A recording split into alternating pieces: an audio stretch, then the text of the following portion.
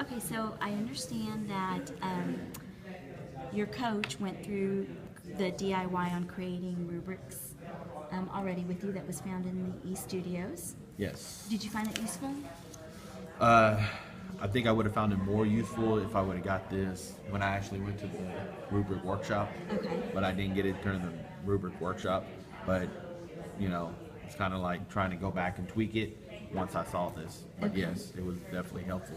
Okay, and you're familiar on how to get into eStudio and pull that up again as a resource if you need it? Yes. Okay, great. Tell me about your experience in writing your rubric. Well, basically, going to the workshop yesterday on rubrics, you know, I, I think this year we're going to a four-tier model rubric now, and we're also, from what I understand, your project requirements basically, and the TEAC, that's what goes into the rubric, and whatever the state standard is, whatever the TEAC is, that kind of goes in column 3.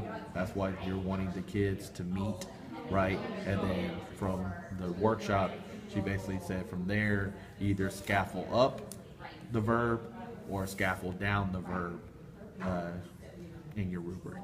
Great. And what were some of the tools that they gave you to scaffold down or I scaffold mean, up? she gave us the basically this sheet right here, which is right the different verbs at the top that you kind of basically. And what I did is I just looked. Okay, well it's under identify.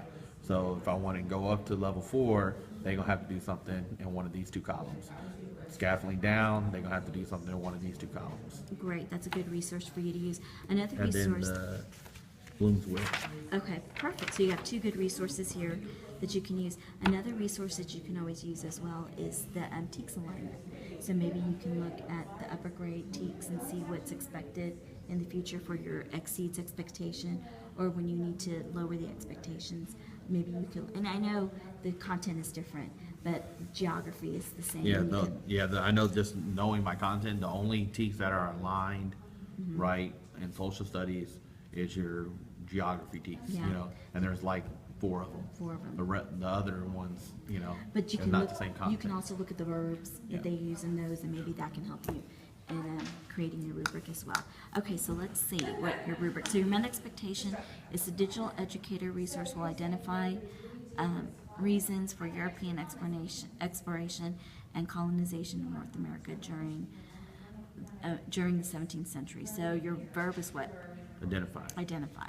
So here they're going to go to exceeds, they're going to go to, will construct reasons, okay? And then they're going to, from identify, they're going to go to explain, and then we went from explain to list. List. Okay, that'll work. And then are these all your readiness standards? Yes, these are I guess the TEACs for at least what she told us to do is put the TEACs in the first column, and then from there, kind of like summarize them. You don't have to put the whole TEAC, right? Just summarize the TEAC and make sure you put readiness. Or I actually got that from here, where you actually have to put the readiness and this, what the actual TEAC number Okay. is. And then the digital educator will explain, and then it went to investigate here, and then we'll discuss and we'll describe. Okay, so you went from describe, discuss, explain, and investigate. Okay, so what is the difference between discuss and explain? Basically, to me, if I'm just discussing it, like for at least with that one, it says the digital educator will discuss the reasons for growth of representative government. I'm just basically kind of, if I'm listing them, the very first one, I'm just kind of, researching it and writing it down. Discussing it is I'm kind of like, I'm basically orally telling you what they are, right? And be able to say, okay, well, here are the reasons. And list reasons where explain, right, is, to me, it goes more in depth, right, than just listing it or just telling me what they are. I would tell the child, okay, I want you to explain, go deeper than just listing and telling me, okay, here's the reasons, right? I need to know, the background. You don't tell me just, religious, like in this case, it would be, don't just tell me, religious persecution.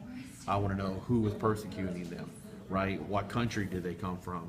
The background of the persecution, things like that, not just Oh, the religious persecution. Okay, so let's look on our blooms, and where is discuss and where's explain? Here's explain. Where's discuss? Discuss.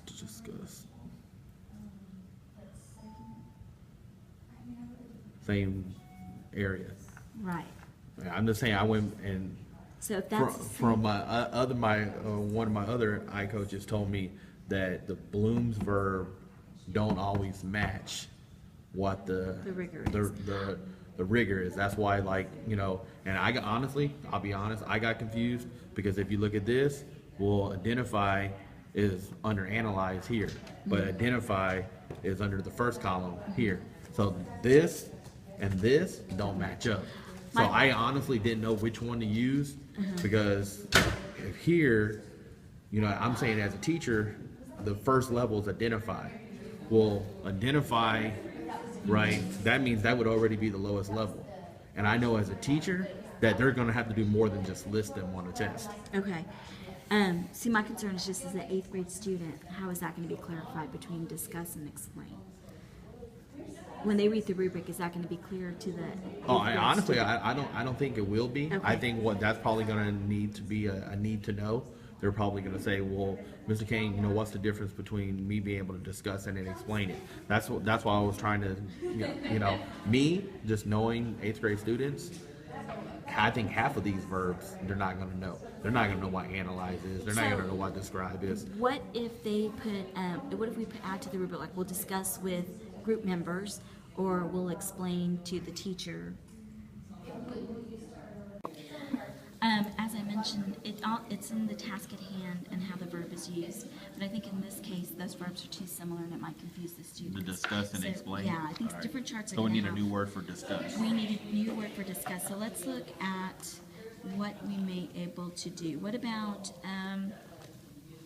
let's see, here's our list. Here's a list that I have. Here's discuss. And it all depends on the task. I know that the verbs, see, but it's all at the task in hand and how the verb is used in the task, whether it's going to be scaffold down or scaffold up. Okay, so we're still looking at the verb here and what we can use. So you got to look at the task. So if they're able to just describe the reasons, and then maybe here, like if they're given 10 or 12 and they have to identify, well, these are the, you know, they can differentiate.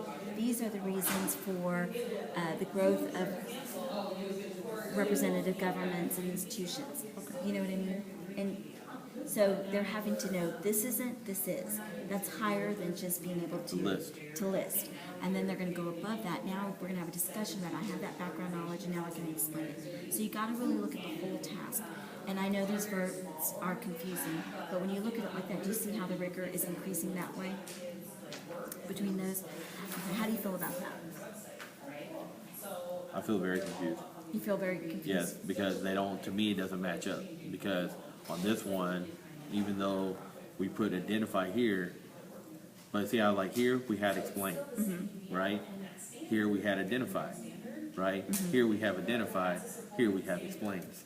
So to me, if I'm thinking, and I'm slow sometimes, so I'm thinking as an 8th grade student, well, Mr. Kane, this don't match up because you have explain here is lower than identify, and here you have explain is higher than identify. Okay. And once the kid gets stuck on that, they're not gonna see nothing else. They're gonna say, "Well, Mr. Kane, you're not doing it right." Okay. So then maybe that could. And that's how I feel. I feel like I'm not doing it right because here explains higher than identify, and here explain is lower than identify. Okay, well then let's make that a goal. Let's make our goal that we are going to align the rubric so that makes sense. So we're the explain, identify, list is all in the same place and that they all align. That way it'll be clear to the student. But I think we're working in the right direction. Yeah, for sure. For sure. So let's set that for a goal and we'll come back and we'll look at that again and revisit and see the alignment of that. All right. We'll work on making that all aligned. Okay. Okay, Mr. Kane, we were working on your rubric and we were going over the GROW model. Our goal was to get you to write your first rubric now that you've been introduced to the engaged learning model. And our reality check was we were a little confused about incorporating the blooms and how to scaffold the verbs into the rubric.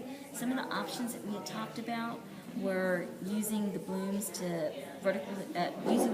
scaffold, or use the vertical alignment to scaffold, and also our great coach Ojo showed us how we could break down the standard by using a thinking map, specifically the brace map, to help us understand the standard better.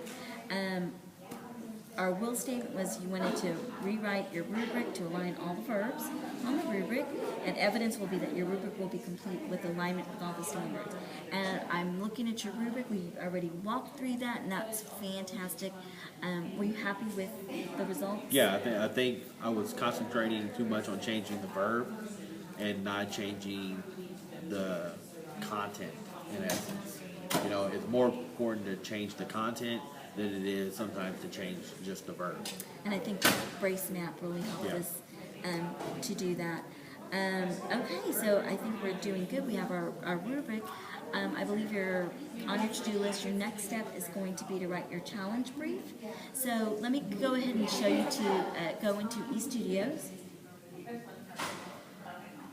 And then if you go here into the coaching model, and this, just so you know, the little pencils stand for the design. Right now we're designing a project. So if you click on that,